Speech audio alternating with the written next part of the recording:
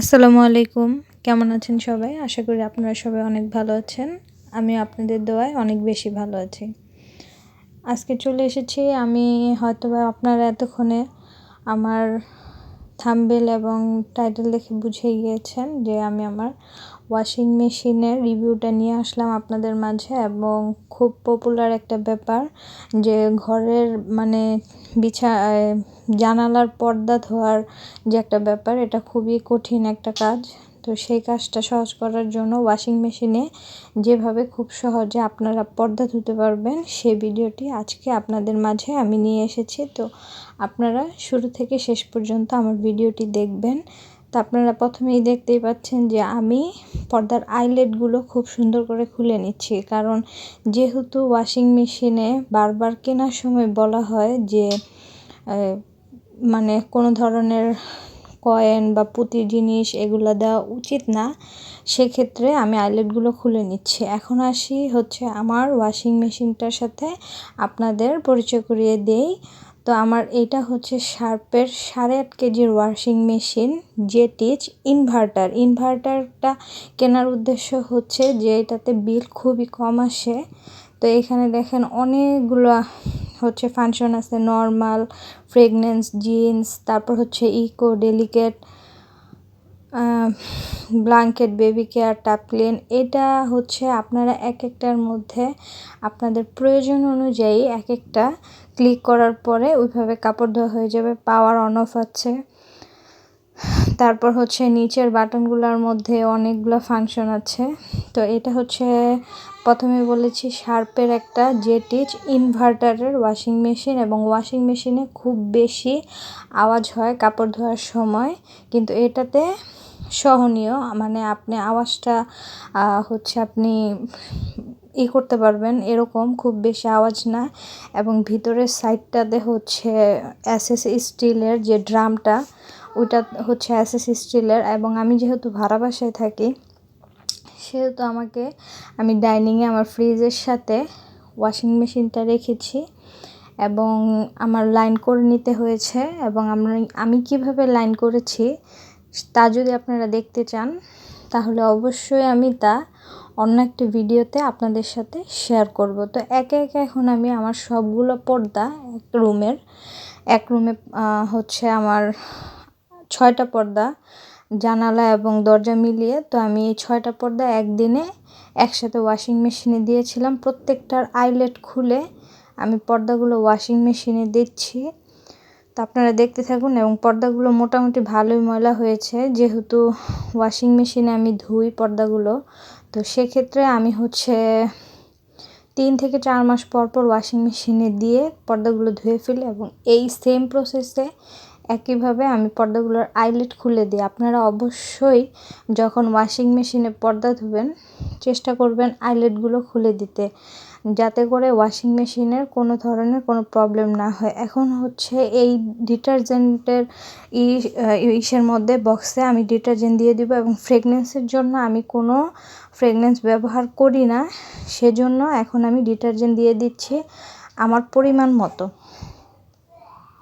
তো আপনারা দেখতেই পাচ্ছেন যে আমি পরিমাণ মতো আমার ডিটারজেন্টটা ইউজ করছি। এবং এই পর্যন্ত আমার ভিডিওটি যারা দেখেছেন তাদের যদি কোথাও কোনো অংশ ভালো লেগে থাকে তাহলে অবশ্যই আপনারা আমার চ্যানেলটিকে লাইক, কমেন্ট এবং সাবস্ক্রাইব করে পাশে থাকবেন, এবং সাবস্ক্রাইব করার পর পাশে থাকা বেল বাটনটি ক্লিক করে দিবেন, যাতে আমি নতুন কোনো ভিডিও ছাড়ার পর তা অবশ্যই আপনাদের কাছে নোটিফিকেশন চলে যায়। তো আপনারা দেখতে থাকুন আমি কীভাবে পর্দাগুলো ধুয়ে নিচ্ছি। তো এখন হচ্ছে আমি ডিটারজেন্টগুলো দেওয়ার পরে আমি ফাংশনটাকে ওকে করে দিব। তো সে পর্যন্ত দেখতে থাকুন। এখন হচ্ছে আমি প্রথমেই যে কারেন্টের লাইনটা ওইটাকে অন করে দিব। কারেন্টের লাইনটাকে অন করে দেওয়ার পরে আমি হচ্ছে আপনাদের মাঝে দেখাবো যে পাওয়ার বাটন অন অফ করব। অন করলে অন হবে, অফ করলে অফ হবে। আপনারা দেখতে পাচ্ছেন যে কারেন্টের লাইনটা আমি অন করে দিয়েছি। এখন হচ্ছে আমি পাওয়ার বাটনটা অন করে দিব। পাওয়ার বাটনটা অন করে দেওয়ার পরে আমি এখানে ওয়াটার লেভেল, শক, ওয়াশ অনেকগুলো আছে, তো এর মধ্যে আমি শক বাটনটা ক্লিক করে দিলাম। শক বাটনটা ক্লিক করলে হচ্ছে আপনার 10 মিনিটস তারপরে বা 5 মিনিটস 15 বা 20 25 এরকম করে হচ্ছে কাপড়টা আপনার যে আমরা এভাবে হাতে ধুই তখন যে আমরা ভিজিয়ে রাখি, তো শক বাটনটা আমার কাপড়টা 10 মিনিট হচ্ছে ভিজে থাকবে। তারপরে হচ্ছে আমি স্টার্ট পুশ বাটনে ক্লিক করে দিলাম। তো এখন হচ্ছে সব মিলিয়ে আমার 53 মিনিট সময় লাগবে কাপড়টা ধুতে। তো আপনারা দেখতেই পাচ্ছেন অলরেডি কিন্তু 53 মিনিট শুরু হয়ে গিয়েছে এবং কিন্তু ওয়াশিং মেশিনে কাপড় ধোয়া শুরু হয়ে গিয়েছে। তো চলুন, এর ফাঁকে আমি আরও অনেকগুলো কাজ করে নিয়েছি। তা তো আর আপনাদের সাথে দেখানো এত কিছু সম্ভব না একদিনে। তো যখন 1 মিনিট ছিল, দেখেন এই জায়গাটাতেই কিন্তু 53 মিনিট ছিল। এখন 1 মিনিট সময় বাকি আছে, এমন সময় আমি বন্ধ করে দিয়েছিলাম এবং ওই দিন আমার ওয়াশিং মেশিনে কাপড় ধোয়া এবং শুকানোর পরও পানি বের হয়েছিল ওয়াশিং মেশিন থেকে। কারণ হচ্ছে যে ওই দিন বাসায় পানির লাইনের একটু সমস্যা ছিল, নয়তো পুরোপুরি শুকিয়ে বের হয়। আপনি পর্দা ধোয়ার পরে সাথে সাথে ওয়াশিং মেশিনে, যেহেতু এটা অটো ওয়াশিং মেশিন, সাথে সাথে আপনি পর্দা জানালায় দিতে পারবেন আইলেটগুলো লাগিয়ে। তো আমি সেই ভিডিওটা আপনাদের সাথে শেয়ার করব এবং দেখতে পাচ্ছেন আপনারা যে পানি পড়ছে। তো এর মাঝে আমি আমার রুমের আরও বাকি কাজগুলো করে নিয়েছি এবং এখন ওয়াশিং মেশিন থেকে পর্দাগুলো উঠানোর পরে হচ্ছে আমি বারান্দায় মেলে দিয়েছিলাম এবং তা ঠিক করে গুছানোর পরে আবার আপনাদের সাথে শেয়ার করব। তো সেই পর্যন্ত আমার সাথে থাকুন এবং ভিডিওটি দেখতে থাকুন।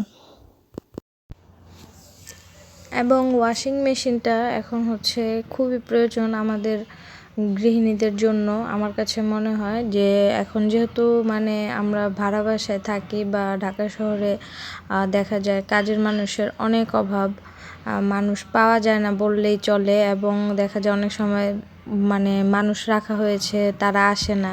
সেজন্য আমি মনে করি যে ওয়াশিং মেশিনটা খুবই একটা উপকারী জিনিস। এটা আসলে প্রয়োজন এখন প্রত্যেকটা গৃহিণীদের, মানে কাজে খুবই সুবিধা হয় এবং যখন ইচ্ছে তখন কাপড় চোপড় ধোয়া যায়। সেজন্য আমার কাছে খুবই ভালো লাগে। এই যে আপনারা দেখতেই পাচ্ছেন যে আমি ওই দিন আমার লাইনের সমস্যা হয়েছিল, আমি বললাম। তো সেই জন্য আমার একটু মানে পানি পড়ে ভিতরে পানি জমা ছিল, সেজন্য একটু ভিজা ছিল। তো এখন আমি শুকানোর পরে আইলেটগুলো আবার লাগিয়ে নিচ্ছি। তো সেই কাজে অবশ্যই আমাকে হেল্প করছে হচ্ছে আমার হাজব্যান্ড আর আমার বাচ্চা। তো আইলেটগুলো লাগানোর পরে তারপর হচ্ছে আমি পর্দাগুলো লাগিয়ে নিব। তো দেখতেই থাকুন ভিডিওটি এবং শুরু থেকে শেষ পর্যন্ত আমার সাথে থাকার জন্য আপনাদেরকে অসংখ্য ধন্যবাদ এবং ভিডিওটি কন্টিনিউ করার জন্য আপনাদেরকে অসংখ্য ধন্যবাদ। এবং আরেকবার বলে নিচ্ছি, আমার ভিডিওগুলো যদি আপনাদের ভালো লেগে থাকে অবশ্যই আমার চ্যানেলটিকে সাবস্ক্রাইব করে আমার পাশে থাকবেন এবং নতুন নতুন আরও ভিডিও দেখার জন্য অবশ্যই আমার চ্যানেলটিকে সাবস্ক্রাইব করবেন। তো চলুন এখন আইলেটগুলো লাগাচ্ছি। এই নিয়মে যদি আপনারা ওয়াশিং মেশিনে পর্দা ধোন তাহলে আপনাদের সময় এবং হচ্ছে কি বলে এটাকে, যে কাজের মানুষের যে একটা বাড়তি চাপ বা ওই মানুষ আসবে কি না, তো সেইটা থেকে আপনারা খুবই ভালো থাকতে পারবেন। এবং ওয়াশিং মেশিনে পর্দা ধোয়া হচ্ছে খুবই একটা সহজ প্রসেস। তো আপনাদের দেখিয়ে দিলাম, কেমন লাগছে অবশ্যই আমাকে কমেন্ট বক্সে কমেন্ট করে জানাবেন। এই যে আপনারা দেখতেই পাচ্ছেন যে আমার হাজব্যান্ড এবং আমার মেয়ে সকল কাজে হেল্প করছে, ওর বাবাকে হাজব্যান্ডকে হেল্প করছে আর কি। এখানে আমি আপনাদের জন্য ভিডিও করে নিচ্ছিলাম। তো আপনাদের কাছে কেমন লেগেছে অবশ্যই আমাকে কমেন্ট করে জানাবেন এবং পরবর্তীতে কী ধরনের ভিডিও দেখতে চান তা অবশ্যই আমাকে জানাবেন। এবং ওয়াশিং মেশিনের লাইনটা যে আমি করেছি তা অবশ্যই আপনাদেরকে অন্য কোনো একটা ভিডিওতে আমি দেখিয়ে দিব। তো কেমন লাগছে অবশ্যই আমাকে জানাবেন আপনারা। তো পর্দাগুলা বিছানোর পরে লুকটা এরকম এসেছে, কেমন লেগেছে অবশ্যই জানাবেন। ধন্যবাদ সবাইকে।